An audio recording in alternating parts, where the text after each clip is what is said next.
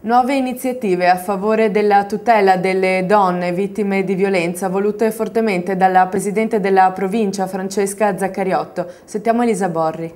Come rendere concrete le garanzie, i diritti delle donne e il contrasto alla violenza di genere. L'argomento, oggetto del protocollo d'intesa tra la provincia e il Consiglio dell'Ordine degli Avvocati di Venezia, è stato presentato venerdì 14 dicembre presso il Centro Culturale Leonardo da Vinci. Il progetto, che ha coinvolto più parti, è nato dall'esigenza di contrastare un fenomeno sempre più diffuso, la violenza nei confronti delle donne. Un fenomeno completamente che sta declinando verso dati assolutamente incontrollabili, che sta continuamente aumentando. Parliamo di circa 5 milioni che hanno ricevuto molestie sessuali, questo in qualche modo nel mondo, 23,7%, 4 milioni di maltrattamenti fisici, di cui 1 milione che ha subito stupro. Il 27% delle donne, il 24% delle donne ha come aguzzino un uomo partner, e mentre il 14,3% ha subito molestie da un compagno o da un ex compagno.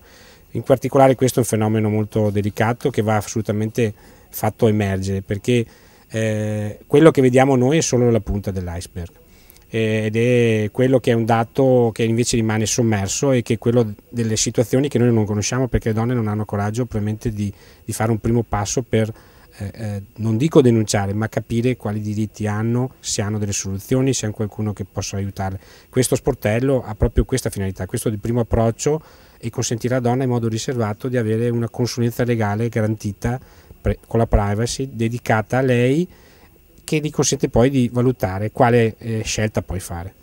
Violenza di vari tipi, donne oggetto, maltrattamenti che spesso degenerano in atti omicidi da parte di compagni o da ex compagni. I casi più eclatanti sono quelli che finiscono sui giornali e sono i femminicidi, cioè l'uccisione di donne da parte di uomini su una base di sessismo ostile, l'uccisione di donne specialmente da parte di partner o ex partner, perché le donne si ribellano a un ruolo di sottomissione, perché vogliono essere libere, affermare la propria autonomia, magari anche chiudendo una relazione.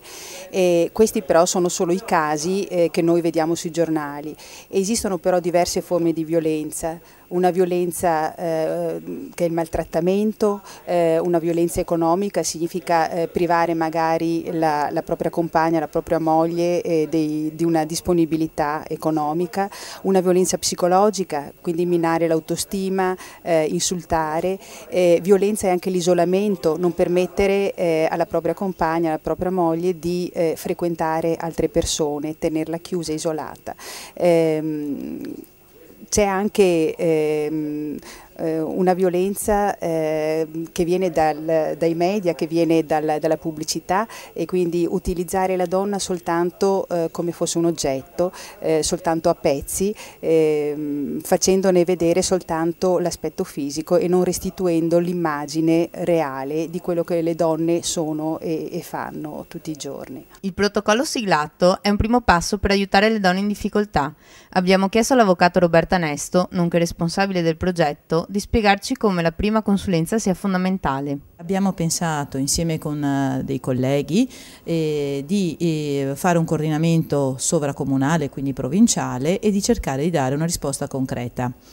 La donna cerca concretezza, cerca risposte, e quando si trova in questa situazione di difficoltà abbiamo visto che assolutamente una prima consulenza porta grandi risultati. Sul territorio ci sono dei servizi, c'è una rete, ma molto spesso poco conosciuta, e proprio questo è lo scopo che ci prefiggiamo con questo servizio assolutamente gratuito. Abbiamo trovato grossa disponibilità da parte dell'assessore provinciale e da parte del Presidente del Consiglio dell'Ordine, da parte dei colleghi avvocati e anche quindi della struttura provinciale, e credo che si possa fare buona amministrazione dando risposte concrete ai nostri concittadini anche senza risorse, e questo è un esempio. Per usufruire del servizio, le donne possono telefonare all'URP di Mestre o agli uffici di relazioni con il pubblico URP della provincia di Venezia. Un addetto che tutelerà la privacy fisserà il primo appuntamento gratuito con l'avvocato più vicino a voi.